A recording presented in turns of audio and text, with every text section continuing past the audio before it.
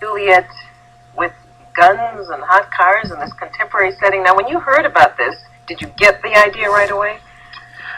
I didn't get it right away because I was almost a part of it. You know, I started off with Baz, and he was the director, Baz Luhrmann, and he proposed this idea to me of doing a contemporary sort of fantasy world with Romeo and Juliet, and I didn't quite get it at first, but then we explored a lot of different ideas. I mean, there were times when there was like he wanted the characters to sort of jump around in rollerblades, and I was like, no, that's not going to work. And then we finally sort of pinpointed what were the most important parts of the play, which was the violence and the two opposing families, and bringing sort of guns instead of swords. I mean, what a sword sort of meant back then.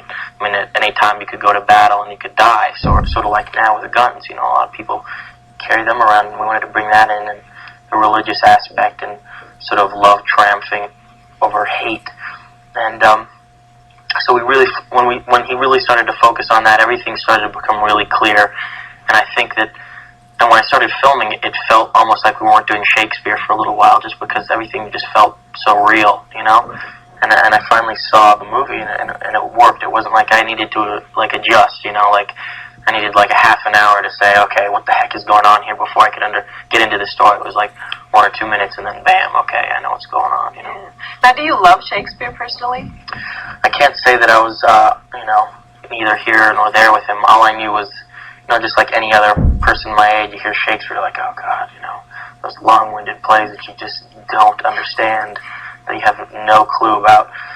And then I finally, when I really, read Romeo and Juliet for real and really understood what was going on, it was something so timeless that, something that sort of defied the time and sort of molds into what's going on in our lifestyle now. And the character Romeo was it was like one of the earliest rebels, He rebelled against his entire family for love, And I thought that was a profound sort of thing. And once I started to get into it, and I realized what sort of a ballsy guy he was by marrying Juliet and like saying no to his family and all his friends and everything just for this girl. And she like tells him, all right, if you love me, then marry me. Let's see what you got. And he does it, and he sort of risks his whole life for it. And it was a great character, That's right. You're shooting Titanic, your first big kind of commercial first picture. one, yeah. Now, that's not the kind of thing you're usually drawn to. Not usually. I can't say it will always be either. I mean, I want to try something new. I want to. You can't sort of do the same thing over and over again. Not to say that I have, because I don't believe I have, but I've stuck to sort of lower budget things, which I actually like to do better, just because it gives you, you're more involved, I think.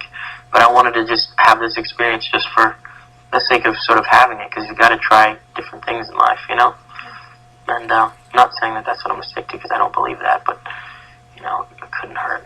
But you're drawn to this because it's another, like this, romantic story. It's another romantic story. It's a love story about two people on the Titanic, and then, it's a beautifully written story, and it's the ultimate tragedy. All these people just sort of dying, and then you have the whole upper class and lower class thing sort of going on too. What happened on the Titanic was they thought that they had a boat that was completely unsinkable. Then they hit an iceberg and they started to sink, and nobody believed that they were sinking.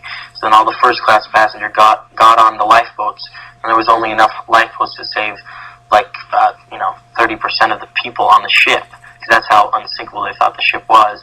So then all the people in first class just stayed around the ship on their lifeboats, and then everybody else just sort of was sitting there in the water, freezing to death, dying, and nobody ever came back to get them except for one boat. And so it's a tragic, just a horrible story, and it's also real too, which really got me attracted to it. It's not like doing, Cyborg 7 or something.